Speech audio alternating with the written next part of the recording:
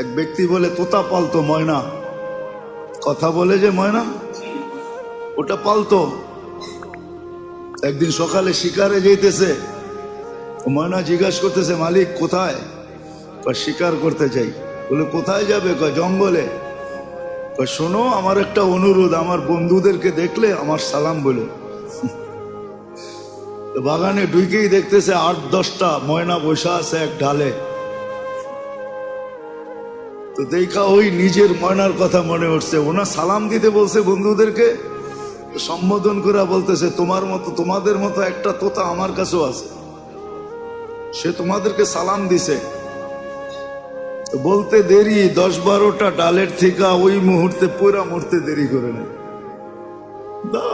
সাথে সাথে পড়ছে আর মরছে। তো 10টাকে নাইরা চেরা উঠা, মনটা ভাঙে গেছে যে ওর সালামে এমন কি বিষ ছিল মিলানো যে বলতে দেরি মরতে দেরি হলো না। এক একটা কত দামি। তো ভাঙ্গা মন নিয়ে শিকার ছাড়াই বাড়িতে ফিরে আসছে। তো আসার পরে জিজ্ঞাসা করছে মালিক হাত খালি, শিকার কোথায়? তুই আর কথা বলিস না, তোর সালামে কি বিষ ছিল? বলে কেন? তা তোর বন্ধুদেরকে সালাম দিতে দেরি, ওরা মরতে দেরি করে নাই। বাস এটা বলতে দেরি, নিজেরটাও মরতে দেরি করে নাই, ওটাও মরে গেছে। তো খাঁচা খুইলা সামনে রাইখা অনেকক্ষণ নাড়াচাড়া করে দেখছে, চোখের পানি ঝরায়, মরে গেছে, এখন আর কি করা যায়। যখন উঠা অন্য মনস্ক হয়ে দাঁড়াইছে, তো তোতা উইরা চালের উপরে যায় বসা পড়ছে, আক্কা বাক্কা খায়া গেছে। এটা কি হইলো? তো মরে গেল, আবার জীবিত হয়ে উড়াল দিল কি করা? ওইখানে বসা বলতেছে মালিক আমার সালামে বিষ ছিল না, আমার বন্ধুরা আমাকে ফন্দি শিখায়া দিছে যে আমাদের মতো যদি বাগানে ঘুরতে চাস, ফুলের ডালে ডালে ঘুরতে চাস, আর বাগানে বাগানে ঘুরতে চাস, আর বহু জাতীয় ফল খাইতে চাস, তো মরার আগে একবার মরা যা। ওরা আমাকে ফন্দি শিখায়া দিছে। আল্লাহ আমাদেরকে ফন্দি শিখাইতেছেন, সত্য এটাই। আল্লাহ আমাদেরকে ফন্দি শিখাই দিতেছেন, এটা আল্লাহর মেহেরবানি। নাহলে কখন কি করণীয় এটা আল্লাহ শিখানোর দরকার ছিল না। আবু হানিফা রহমতুল্লাহ আলাইহি তো এটাই বলে যে মানুষকে যে বিবেক দিছে আল্লাহ, আল্লাহর আর কিছু দরকার ছিল না। বিবেকের প্রতি হুকুম ডালা যথেষ্ট ছিল যে আমাকে এই বিবেকের মাধ্যমে তালাশ করে রাজি করে আসবে। না রসুল দরকার ছিল না, কিতাব দরকার ছিল। উনি যুক্তিও দিছে, আল বারু ইয়াদুল্লু আলাল বাহির ওয়াল আসরু ইয়াদুল্লু আলাল মাসির।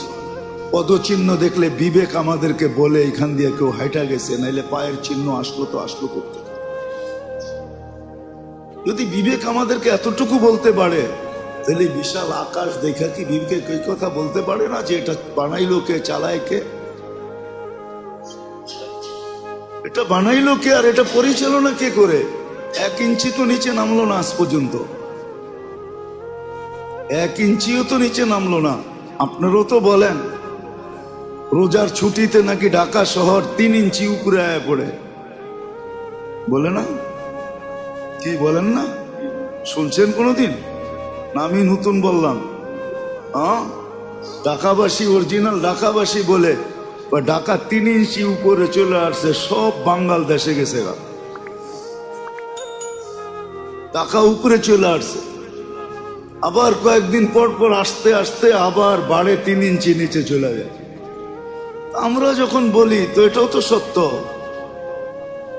যেটা আমি বুঝাইতে চাইতেছি। তো মেরে দোস্ত, আল্লাহ দিক নির্দেশনা দেন, আমাদের রাস্তা দেখা, আমাদেরকে রাস্তা দেখান যে কখন কি করতে হবে, কোন বিপদে কি করতে হবে, কোন মুসিবতে কি করতে হবে, সুস্থ থাকলে কি করতে হবে, অসুস্থ হলে কি করতে হবে, খুশি হলে কি করতে হবে, দুঃখ হলে কি করতে হবে, দারিদ্র যখন তখন কি করতে হবে, ধনী হলে কি করতে হবে। প্রত্যেকটা অবস্থায় আল্লাহ দিক নির্দেশনা দেন। তো যেটা বুঝাইতেছিলাম যে আবু হানিফা রহমতুল্লাহ আলাইহি বলছেন দরকার ছিল না, নবী রসুল বিবেক যে দিছেন এটা দিয়ে আল্লাহকে তালাশ করে বাহির করা যথেষ্ট ছিল। জি, এটা চালায় কে? 1 ইঞ্চি নিচে তো আসলো না, আকাশ এত ভারী এত বড়, 1 ইঞ্চি নিচে তো আসলো না, কোনো খুঁটা তো নাই। সূর্য তো তার কক্ষপথকে আজ পর্যন্ত কক্ষপথ চ্যুত হইল না, কক্ষপথের থেকে দূরে সরল না, একই কক্ষপথে করতেছে। দুনিয়ার থেকে 13 গুণ বড়, যেটা 13 লক্ষ গুণ বড়, 13 গুণ না 13 লক্ষ গুণ বড়। যদি আজকে বিজ্ঞানের কাছে দুনিয়ার ওয়েট থাকে, যে আমাদের দুনিয়াটার ওয়েট এতটুকু, যদি থাইকা থাকে, তাহলে সূর্যের ওয়েট তো দুনিয়ার থেকে 13 লক্ষ গুণ বেশি, ঠিক না? 13 লক্ষ গুণ বেশি। কেমন টর্চ লাইট, কেমন বাল্ব! আমাদের বাল্বেরও তো একটা আছে, হ্যাঁ? আগে তো 1000 বাল্বের পাওয়া 1000 পাওয়ারের পাওয়া যেত, 2000 2500 পাওয়ারের পাওয়া যেত। এখন তো এলইডি আইসা একটু পাওয়ার কমছে কিন্তু আলো বাড়ছে। কত বড় বাল্ব সূর্য, ভাবছেন কোনদিন? সে তো আজ পর্যন্ত চুল পরিমাণ এদিক ওদিক হয় নাই। এই জন্য পাওয়া যায় কিতাবে, 1 বিঘা যদি নিচে নামায় দেয় সূর্য, চর্ম ক্যান্সারে সব মারা যাবে। হ্যাঁ, সূর্যের আলোটা 3 বার ফিল্টার হয়। আল্লাহ 3টা ফিল্টার নিচে রাখছে, ওটা দিয়ে এটা ছাইকা তারপরে দুনিয়াতে আসে। শুধু 3টা ফিল্টার লাগলো, একটু মাত্রা কমায় দিল, তারপর চর্ম ক্যান্সারে মারা যাবে, সব মরে যাবে। ফিল্টার হয়ে আসে, ফিল্টার হয়ে 3 বার ফিল্টার। জিজ্ঞাসা করেন আপনাকে তো বিজ্ঞানকে। তারপরে গায়ে লাগে, শুধু ফিল্টার হয়ে আসে না, ভিটামিনও নিয়ে আসে লোকে। আমাদের দেশে তো হয় না, দুনিয়ায় আছে বহুত দেশে। এটা জানি কি কয়, সূর্যের আলো দিয়া গোসল করা, সানবাত। যান দেখেন, আমি জায়গা বইলা দিই, আপনারা যে দেখা আসেন। পর্তুগালে যে দেখবেন, লিসবনে দুনিয়ার থেকে হাজার হাজার মানুষ যেতেছে শুধু ওইখানে সানবাতের জন্য। যা দেখবেন বালুর উপরে চিত্ত হয়ে পড়ে আছে। হ্যাঁ হ্যাঁ, সত্য এটাই। এটাতে বলে ভিটামিন কি থাকে, কি ভিটামিন বি ডি। মাশাআল্লাহ। বিল দিছেন কত আজ পর্যন্ত? হ্যাঁ, বিনা বই বললাম না, ফ্রি সার্ভিস। ভিটামিন ডি দিতেছে, ফ্রি সার্ভিস, ঠিক না? কেননা ইউরোপ ওয়ালাদের তো চামড়া ঠিক না, সব চামড়া আল্লাহ চামড়া সুন্দর দিছে, সবচেয়ে বেশি চামড়া সুন্দর দিছে এশিয়া আলাদেরকে। এশিয়া আলাদের ডেলি সেজদায় পড়ে থাকা দরকার। হ্যাঁ, জানেন না আপনি? খালি দূরের থেকে সাদা দেখেন দেখি, সবচেয়ে খারাপ চামড়া দিছে আল্লাহ ইউরোপওয়ালাদেরকে, খালি সাদা দেখা যায়। হ্যাঁ, নেটে সার্চ দিয়ে দেখেন। এই যুদ্ধ তো ওদের সানবাদ করতে হয়। আল্লাহ সবচেয়ে সুন্দর চামড়া দিছেন এশিয়া আলাদেরকে। তাদেরকে এশিয়া আলাদেরকে সবচেয়ে সুন্দর চামড়া। হ্যাঁ, মনে হয় যে অটো তেল লাগাই দিছে। হ্যাঁ, বিশ্বাস হয় না? হ্যাঁ, কি তেল লাগানো না? কি তেল লাগাইছেন বাড়ির থেকে? দেখেন চেহারা সবার তেল তেলে দেখা যায়। এই চামড়া আল্লাহ এশিয়া ছাড়া কোথাও দেয় নাই। আমাদের তো ডেলি সেজদায় পরে দেখা দরকার চামড়ার জন্য। দুনিয়ার লোশন আমাদের জন্য আসে না, ওদের জন্য আসছে ব্যবহার, যদিও আমরা করি। আমাদের লোশনের দরকার নেই, আমাদের লোশনের দরকার নাই। একটু সিস্টেম মানলেই হবে। বরং আপনার শরীর থেকে লোশন বাহির হবে, ওরা আপনার চামড়ার সাথে আসিয়া কইসা কইসা লোশন লাগাবে। হ্যাঁ, কেন বিশ্বাস হয় না? আপনি দেখেন, আপনার নাকের উপরে সবসময় তেল থাকে, তেল। অনেক মানুষ টাকা গনে, এরকম নাকের ভিতরে হাত লাগায় পড়ে আবার টাকা গনে। হ্যাঁ, বিশ্বাস হয় না আপনার? আমার কথা নিয়ে আশ্চর্য যখন কেন? নাকে এরকম দইরা তারপরে টাকা গনে, পানি যদি না থাকে, কেন তেল আছে নাকে দিয়ে, সারাদিন তেল বাহির হয় শিয়ালাদের। দুনিয়ার কোথাও না, আমি তো ঘুরা বলতেছি, না ঘুরে না। আল্লাহ সবচেয়ে সুন্দর চামড়া দিছে শিয়ালাদেরকে। এদের উচিত 24 ঘন্টা সেজদায় পড়ে থাকা, তাইলেও শুকরিয়া আদায় হবে না। তো যেটা বুঝাইতেছিলাম, আল্লাহ দিক নির্দেশনা দেন আমাদের কখন কি করবে। এই জন্য বুদ্ধিমানের কাজ শিখা, শিখা। হ্যাঁ, যদি বস্তু দিয়া প্রতিরোধ করতে চাই বা প্রতিবাদ করতে চাই বা এটাকে দূর করতে চাই, ওটারও প্রমাণ আল্লাহ দিছেন যে বস্তু দিয়ে দূর করা সম্ভব না। শত প্রমাণ দেওয়া যায়। করুণার আতঙ্ক এখনো মানুষের দিলের থেকে যায় না, গেছে নাকি? কত প্রতিরোধ করবেন আপনি? করুণা চাইতে না চাইতে আয়া পড়ছে ডেঙ্গু, ঠিক না? মধ্যখানে আইছিল চিকেন গুনিয়া, ঠিক না? না জানি কত কত নাম আসবে। আল্লাহ রসুলের কথাই সত্য, একদিন আসবে এমন এমন রোগ আসবে, নাম পর্যন্ত খুঁজে পাবে না তোমরা, যে এটার নাম কি দিমু। আর নাম দেওয়ার সুযোগও পাবে না, কেননা আসবে আর মরবে, নাম দেওয়ার সুযোগ পাওয়া যাবে না। আর কেন হবে এটাও বলে দিছেন। কেন হবে এটা? এত রোগ ব্যাধি কেন হবে? আমরা বললে তো কেউ মানবে না, কেননা আমরা তো WHO তে চাকরি করি না। করলে আমাদেরটা মানতো। WHO বোঝেন?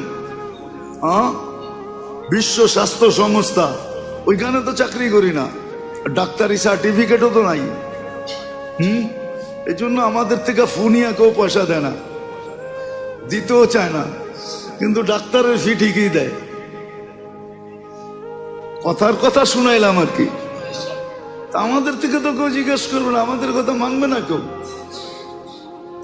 আল্লাহ রসুল এটাই বলছেন, অবাধ মিলামেশা যখন শুরু হবে তখন নতুন নতুন রোগ আসবে দুনিয়াতে, যেটা নিয়ে তোমাদের বিবেক বুদ্ধি বিদ্যা সব হার মাইনা যাবে, ফেল হয়ে যাবে।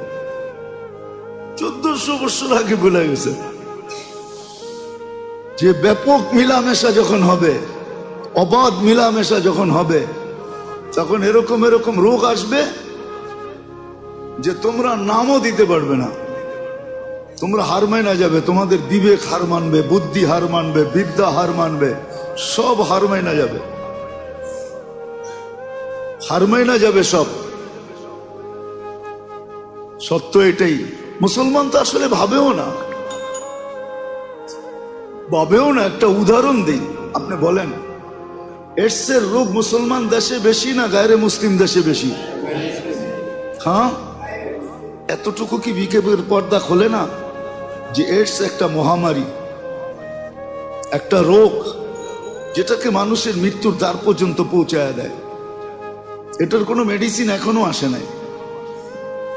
মুসলমান যতটুকুই দূরত্ব বজায় রেখে চলে, যার কারণে আল্লাহ মুসলিম দেশে জিরুর কোটায় রাখছেন এডসকে, জিরুর কোটায়। 18 কোটি মানুষের ভিতরে যদি 1800 রোগী হয়, তাইলেও জিরুর কোটায়, জিরুও না, এরও নিচে। এতটুকু বিবেকের পর্দা খোলে না যে হুজুরগো কথার কারণে, বলার কারণে, আঙ্গুল উঠানের কারণে, বুঝানোর কারণে, অবাধ মিলামেশার থেকে দূরে থাকার কারণে এই একটা মহামারীর থেকে আমরা বেঁচে আছি। দুনিয়াতে এরকমও দেশ আছে যে 70% জন এডসের ভাইরাস বহন করে, নাই? মনে হয় জানেন না আপনারা, নেটে সার্চ দেন পাবেন, আফ্রিকার দেশে আছে। করোনার কয়জন মারা যায়? উন্নত বিশ্বের ভিতরে এডসে মারা যাইতেছে করোনার চেয়ে বেশি, যদিও মিডিয়া সার্কুলেশন নাই, মিডিয়ার কোনো আওয়াজ এখানে নাই। করোনার চেয়ে বেশি মারা যাইতেছে এডসে, আর এটা হইতেছে শুধু অবাধ মিলামিশার কারণে। হায়, আমরা কি আপনাদেরকে বাঁচাইতে চাই না মারতে চাই? হ্যাঁ, তাহলে হুজুরদের উপরে আঙ্গুল উঠান কেন? আমরা তো বাঁচাইতে চাই, আমরা তো মঙ্গল চাই, অমঙ্গল চাই না। আমরা তো চাই সবাই ভালো থাকুক, খারাপ না থাকুক। আমরা তো চাই যার ঘরে ভাত না থাকুক সেও সুখে থাকুক, যার ঘরে আছে সেও সুখে থাকুক। দুনিয়া তো এটা চায়, যার ঘরে নাই ও দুঃখী, যার ঘরে আছে ও দুঃখী। কেমন দুঃখী? নিজের পিস্তল নিজে মাথায় রেখা বুঝাইতেছে আমি কেমন দুঃখী। নিজের টাকার কেনার রশি গলায় লাগায়া বুঝাইতেছে আমি কেমন দুঃখী। আমি হ্যাপি না দুঃখী দেখাইতেছে দুনিয়া। তো যেটা বুঝাইতেছিলাম, আল্লাহ অস্তিত্ব দেন, আবার সাজানো সুরক্ষিত করেন, আবার লালন পালনও করেন, ফিরি করেন, ফিরি ফিরি, এক টাকা নেন না। আবার দিক নির্দেশনাও দেন, তুমি কখন কিভাবে চলবে। আবার প্রত্যেকটার পিছনে একটা বিনিময়ও দেন, লম্বা লম্বা বিনিময়। নাহলে আপনার বিবেক দিয়ে আপনি বলেন, যদি আপনার কাছে সুষ্ঠু বিবেক থাকে, সহি বিবেক থাকে, সঠিক বিবেক থাকে, বুদ্ধি থাকে, বিদ্যা থাকে সঠিক, তাহলে আপনি বলেন নাফাকাতুকা আলা নাফসিকা সাদাকা, আমি খাইলাম আমার টাকা খরচ করা, আল্লাহ আমাকে সৎকার সওয়াব দিলেন। বলেন, আপনি থিওরি দিয়া বুঝান, আমাকে যুক্তি দিয়া বুঝান, তর্ক দিয়া বুঝান, এটা কোনোদিন সম্ভব? এটা কোন যুক্তিতে আসে যে আমি খাইলাম, আমি পড়লাম, আমাকে সৎকার সওয়াব দিবে? নাফাকাতুকা আলা ইয়ালিকা সাদাকা, পরিবার পরিজনের জন্য খরচ করলাম, সৎকার সওয়াব লেখা হইতেছে। যুক্তি দিয়া বুঝান, যুক্তি দিয়া বুঝান। আল্লাহ বড় বড় পুরস্কার রাখছে।